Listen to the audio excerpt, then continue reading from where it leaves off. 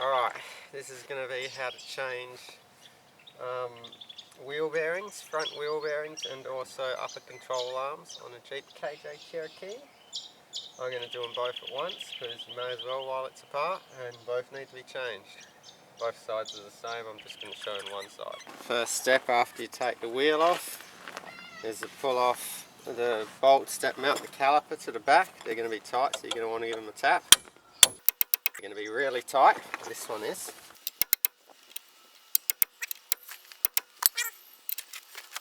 Nah, that's stupidly tight.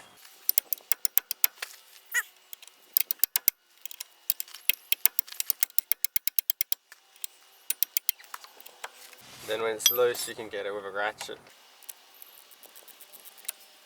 A 21mm. And then this should slide off. Should.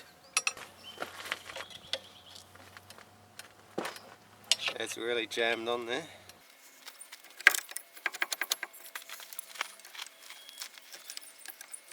Now got it.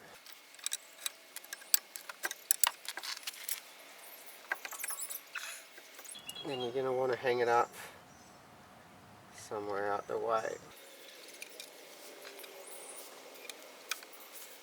Next, tap the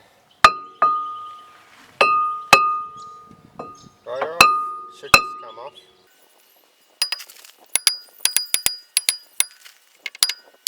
It's jammed, of course.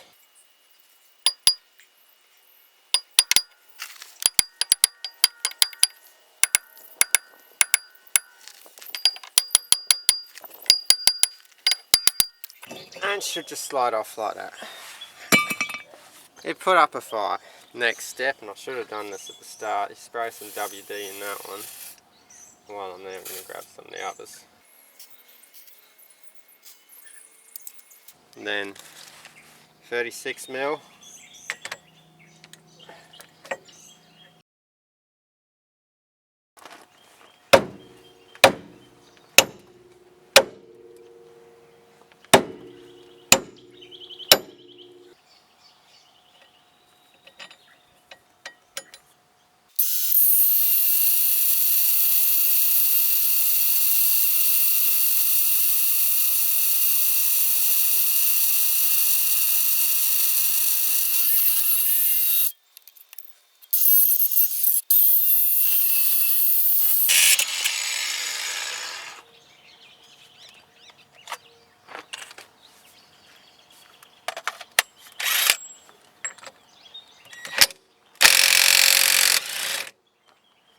That's one way to do it. Next step, you get one of these reverse torque sockets, size 14, and you pull the 3 bolts out from the back. This might be tricky.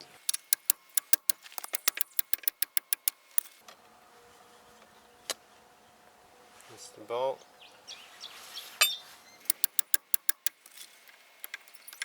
With that all taken off, this should in theory just pop right off.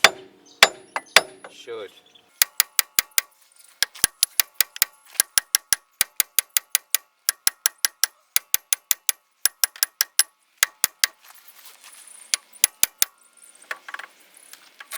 There it is. It's a brand new one.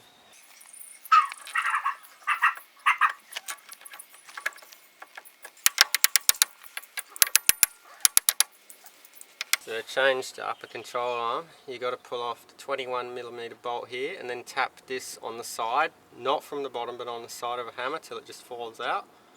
And then next there's 2 bolts in here, which I'll show you from the inside what you got to get. So I ended up getting it in. I don't know how well you can see, but there are 2 bolts. That's one of them, that's the rear one. There's a front one exactly the same. And they're pretty hard to get to, so I end up taking the intercooler hose off. The other one's down there. And I ended up using that tool over there for an 18mm socket. And that is amazing for getting those real tough to get bolts, because that front one was particularly tight. Now they've got a stopper on the end to stop them going, so you only need to undo one side. So then what I did, I put it in. That's a new one in.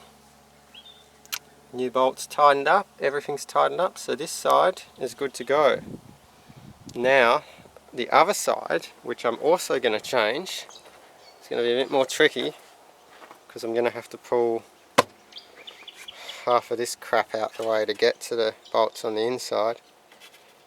But that's all I'm going to film for this one, because the other side, other than pulling this crap out the way, is going to be exactly the same as the passenger side.